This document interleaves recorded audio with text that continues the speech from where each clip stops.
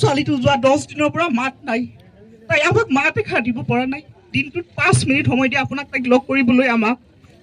এই ৰ'বচোন, এনেকুৱা আমি চিকিৎসা কৰি আছো নহয়, আপুনি কি চিকিৎসা কৰিছে আপুনি? তাইৰ স্বাস্থ্যৰ উন্নতি হৈছে। উন্নতি নহ'ব কেলে? আপুনি ইমান অধৈৰ্য হ'লে নহ'ব নহয়। বাইদেউ আপুনি 5 দিনৰ কথা কৈছিলে, 6 লাখ টকাৰ কথা কৈছিলে, আৰু আজি 20 দিন হ'ল, লাখৰ ওপৰত লাখ। এই ৰ'ব, আপুনি এনেকুৱা কথা ক'ব নোৱাৰে। আপুনিতো যোৱাকালিৰ ফিজো জমা কৰা নাই, সেইবোৰ কোনে জমা কৰিব? ঘৰ দুৱাৰ মাটি বাৰী সকলো বিক্ৰী কৰিলো। এতিয়া বিক্ৰী কৰিবলৈ একো নাই আমাৰ হাতত। সেইবোৰ আমি নাজানো নহয়। বাইদেউ আপুনি তেনেকে ক'লে নহ'ব নহয়। আপুনি কৈছিলে ডক্টৰে বাৰে বাৰে আহি চাব বুলি। আজি দেখোন 3 দিন হ'ল ডক্টৰ আহি চোৱাই নাই বাৰু। আমাৰ পেচেণ্ট ইমান আছে, চবে এনেকে চাবলৈ আমিও নোৱাৰো পইচা নহয়। দিছো, আমাৰ ছোৱালীজনীৰো জীৱন আপুনি দিছে, চবে পইচা দিছে, আপুনি এনেকে কথা পাতি আছে। নাই নাই, তেনেকে ক'লে নহ'ব নহয়। এনেকে ব্যৱহাৰ কৰিলে একদম নহ'ব দেই। এগৰাকী ৰোগী আপোনালোকৰ কাৰণে কাষ্টমাৰ হ'ব পাৰে, এগৰাকী ৰোগী আপোনালোকৰ কাৰণে টকা ইনকামৰ উৎস হ'ব পাৰে।